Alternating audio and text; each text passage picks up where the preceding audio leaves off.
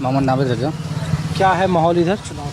माहौल देखिए, हम लोगों को पार्टी से कोई मतलब नहीं है, लेकिन हम लोग का जो मेन है ना, देखते हैं कि 24 घंटा हम लोग के लिए अवेलेबल मास्टर मुजाहिद साहब है। हर सुख दुख में वो साथ रहते हैं। ठीक है, मतलब लोकल कैंडिडेट है, हमेशा जमीनी स्तर का नेता है। बढ़िया पार्टी का कौन सिंबल कौन मजबूत है? पतंग छाप मजबूत है, लग तो रहा है, हाथ छाप मजबूत तरफ से यहाँ थोड़ा सा लग रहा है कि नहीं पूरा मजबूत है, लेकिन आबो हवा थोड़ा सा पतंग का है, लेकिन वो चलेगा नहीं चलेगा ना। क्या भैया नहीं चलेगा पतंग, बस आरजेडी। हाँ? आरजेडी से ही। अरे इधर के कोई भी मुसलमान है। बहुत होशियार जो भी हो, एक बार तो हम लोग देखे, बहुत अभी पछता रहे हैं ना। उस बार तो हम लोग ने चुना है इनको, लेकिन बट इस बार नहीं। आप लोग तो वोटर भी नहीं हो।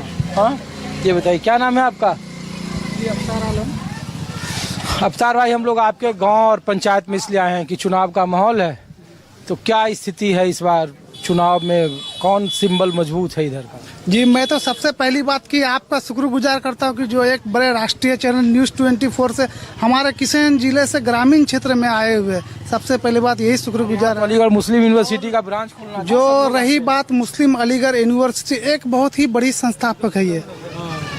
आज देखिए, बहुत दिन से हम लोग इसका इंतजार कर रहे हैं, लेकिन यही नरेंद्र मोदी कहते हैं कि डबल इंजन की सरकार है अभी उनकी, सेंट्रल में भी और बिहार में भी, लेकिन चाहेगा तो नीतीश कुमार, नरेंद्र मोदी, ये एक अलीगढ़ मुस्लिम यूनिवर्सिटी के नाम की वजह से नहीं बनता, लेकिन ऐसी कोई बात नहीं है। या हिंदू मुस्लिम सिख ईसाई सब पढ़ाई करेंगे उसमें, लेकिन हम लोग चाहते हैं कि अलीगढ़ मुस्लिम यूनिवर्सिटी बने। और आज देख रहे हैं छोटे छोटे बच्चे हम लोग जोड़िएगा तो बेरोजगार है, वहीं अगर एक कैंपस बन जाएगा, हजारों आदमी का रोजी रोटी खुलेगा। एक बात बताइए, पॉलिटिक्स में तो ये सब चर्चा इधर कम होती है, यहाँ तो चर्चा बैरिस्टर साहब की पार्टी की होती है, चर्चा इधर लालटेन की होती है, हाथ की होती है।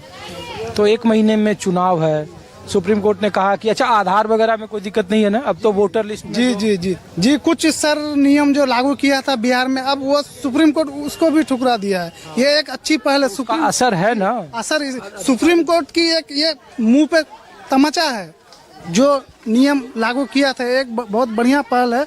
और हम लोग यही चाहते हैं कि सरकार सेंट्रल में भी नरेंद्र मोदी की है, तो बिहार में भी हो उनकी, कोई दिक्कत नहीं, लेकिन विकास की जो राह है वो एकदम क्या है इधर इलाके चलता है।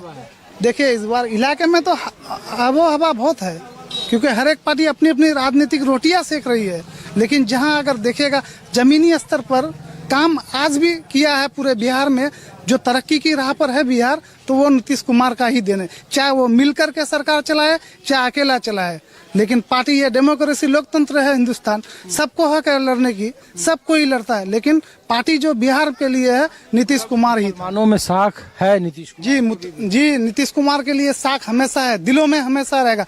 आज हर एक जिला में एक अल्पसंख्यक दे रहा है वो। तारीफ कहता है ना कि ये वक्फ संशोधन कानून में उनकी पार्टी ने साथ दिया तो उनका नुकसान हुआ। जी नहीं, ऐसी कोई बात नहीं। आपको तो पहले बोले, सरकार और राजनीति अलग चीज है, मिली जुली हुई, सबको सब तरफ से बात रखना पड़ता है। ठीक, बस यही बात है। और बताइए। अरे वोटर, हाँ, मैं वार्ड सदस्य हूँ, वार्ड नंबर 5 का। ये जो भैया अभी बोला नीतीश कुमार बेहतर किया है, आज हम बताना चाह रहे हैं, एक एक वार्ड मेंबर अभी भूख मतलब इतना, आपको भी पता है कि एक ठो अगर वार्ड में बच्चा भी अगर जन्म लेता है तो वार्ड सदस्य को पूछता है कि हम चलिए हॉस्पिटल चलिए, यहाँ चलिए वहाँ चलिए। आज हम लोगों का मानदेय सिर्फ 800 रुपया महीना है। बोले तो इतना भूखमरी है हम लोग के अंदर, तो फिर ये बोल रहा है भैया, बोले नहीं नीतीश कुमार बोले बिहार को बोले ये किया वो किया। अरे तो लोकतंत्र है ना। हाँ, नहीं, हम लोग को बदलाव चाहिए इस बार। आप लोगों का वोटर कार्ड में नाम है? हाँ, अरे रुकिए 1 मिनट, तो इधर आइए। ये क्या लेके घूम रही हैं आप? ये क्या है?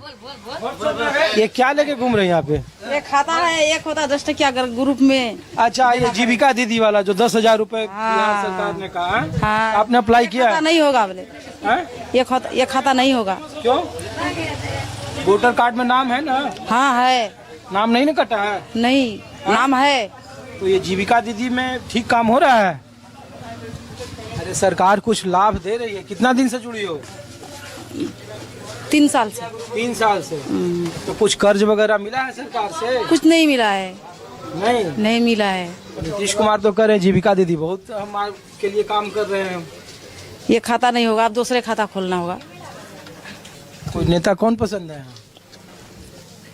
हाँ? ये तो ऐसे ही सर मार रही है। आप लोग बताइए, आप लोगों का वोटर लिस्ट में नाम है? हाँ है ना। हाँ? सरकार की योजनाएं मिल रही है आप लोगों को बिहार में? जैसे 125 यूनिट बिजली हो गया, हाँ मिल रहा है। मिल रहा है, और 5 किलो अनाज नहीं मिलता है हम लोग को। हाँ? अनाज नहीं मिलता है। नहीं मिलता है। या तो हम लोग तो दिल्ली से, आप लोगों को लोग पूछते हैं कि अच्छा महिलाओं के लिए सरकार ने कैसा काम किया है, तब तो 1 महीने के बाद चुनाव लोग वोट मांगने आएंगे। तो आप लोगों के लिहाज से यहाँ बढ़िया नेता कौन है आप लोगों के हिसाब से? मास्टर मुजाहिद। हाँ? मास्टर मुजाहिद। क्या? अरे पार्टी बोलिए, लोगों को नहीं समझ में आता है। मास्टर मुजाहिद। अरे पार्टी पंजा छाप है, पतंग छाप है। हाँ?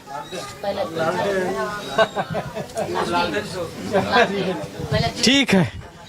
हाँ बताइए। ओ भैया, क्या नाम है? इसाहक। हाँ? इसाहक क्या माहौल है चुनाव का? है, ठीक है अभी सही है। तय नहीं हुआ अभी? नहीं, सही है अभी। यहाँ तो हमेशा सही रहता है और जो भी आता है तब जीत ही जाता है बिहार में, हारता नहीं है। तो आपको माहौल दिखा रहा हूँ सीमांचल की राजनीति को लेकर। अब मैं हाँ, और अब मैं आपको कोई दूसरी जगह ले चलता हूँ और वहाँ आम लोगों के बीच में आम लोग क्या सोचते हैं सीमांचल की राजनीति को लेकर। सीमांचल के आम लोगों की राय क्या है, कुछ और जगहों पर ले चलता हूँ। 2025 में होने वाले बिहार के विधानसभा चुनाव में सीमांचल की राजनीति किस करवट बैठेगी, ये जानने के लिए आपको सीमांचल के कुछ अलग अलग जगहों से आपको रिपोर्ट दिखा रहा हूं। सीमांचल को कहा जाता है कि सीमांचल के हाल के दिनों में राजनीतिक तौर पर जो आरोप प्रत्यारोप लगते हैं वो उसके डेमोग्राफी को लेकर कहा जाता है, यहाँ के मुस्लिम पॉलिटिक्स को लेकर कहा जाता है।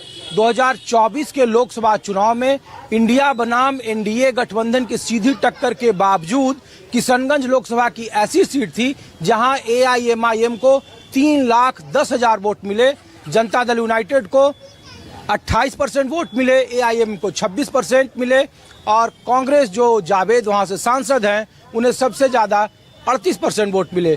तो अब भी इन इलाकों में त्रिकोणीय लड़ाई होती है, खास करके एम-22 समीकरण के मजबूत रहने के बावजूद। और 2020 के विधानसभा चुनाव में तेजस्वी यादव और इंडिया गठबंधन को इन्हीं इलाकों से सबसे ज्यादा झटका लगा था। 5 विधानसभा की सीटें एआईएम के खाते में चली गई थी। क्या भाई साहब जी? तो इस बार 20 में भी वही स्थिति रही, 24 में भी वही रही जी। और 25 में क्या होगा? देखिए, दरअसल ये सीमांचल का धरती है, ये पावन धरती पर आप लोगों का स्वागत है। आपका चैनल का माध्यम से सभी को बहुत बहुत धन्यवाद, मुबारकबाद आपको भी। हम आपका चैनल का माध्यम से सरकार को ये बात पहुंचाना चाहते हैं कि सीमांचल का धरती पर खास करके बिहार में मुसलमानों की जो आबादी है वो है 19% और यादव का जो आबादी है वो है 14%। अगर 14% वाले मुख्यमंत्री बन सकते हैं तो 19% वाले फिर उप मुख्यमंत्री क्यों नहीं बन सकते हैं, या फिर एमआईएम को गठबंधन में क्यों नहीं लिया जा सकता है? उसका अधिकार है, बन सकता है। चिट्ठी भी लिखी या तो राहुल गांधी हो या तेजस्वी यादव हो, ये लोग हमारा जो दिली ख्वाहिश है, सीमांचल के लोगों का भी दिली ख्वाहिश है, ये जाहिर होता है कि वो गठबंधन में उनको ले, गठबंधन में ले, एमआईएम को हाँ महागठबंधन में शामिल कर ले। अच्छा, तो क्यों नहीं कर रहा? ये बार बार चिट्ठी लिख रहे हैं, कह रहे हैं कि वोटों का बिखराव हो जाएगा। लोकसभा में देखिए 3,10,000 एआईएमआईएम को आया, वो साधारण बात 26%। देखिए, अगर वो गठबंधन में नहीं लेता है अभी तेजस्वी यादव इनको, एमआईएम को, तो नुकसान तो होगा निश्चिंत होगा। इसलिए कि ये मुसलमानों को भागीदारी देना चाहता नहीं है, दरअसल यही बात है। हम लोग तो चाहते हैं महागठबंधन की सरकार हो, बिहार में महागठबंधन की सरकार हो और होना भी चाहिए, लेकिन एमआईएम का जो पार्ट है उनको गठबंधन में ले ले। नुकसान क्यों? जब सभी मिलके चाहते हैं भाजपा को हम हराएंगे तो फिर उनको अलग क्यों किया जाएगा? क्यों नहीं ले रहा है? ओवैसी साहब को कहता है लोग कि बीजेपी को मदद कर देते हैं, बीजेपी को उससे मजबूती मिल जाती है, बी टीम है। ये गलत है और सरासर गलत है। वो ना कोई बी टीम है। देखिए, मुंह पे कहने वाले जो व्यक्ति होते हैं उनका बात तो कड़वा होता है, जो सच बोलते हैं वो थोड़ा कड़वा बोलते हैं। इसीलिए लगता है लोगों को ये कड़वा बोलता है, कहीं बीजेपी का बी टीम तो नहीं है असदुद्दीन ओवैसी, ऐसा कुछ नहीं है। और दूसरी बात हम आपको ये भी कहना चाहते हैं, इस सीमांचल में अगर वो MIM को नहीं लिया गठबंधन वाले तो बड़ा नुकसान हो सकता है। तो मना ही कर दिया कि नहीं, उनको नहीं रखेंगे। अभी मौका है, उम्मीद है। अभी उम्मीद है, हो सकता है ले ले, अगर नहीं लेंगे तो नुकसान होगा।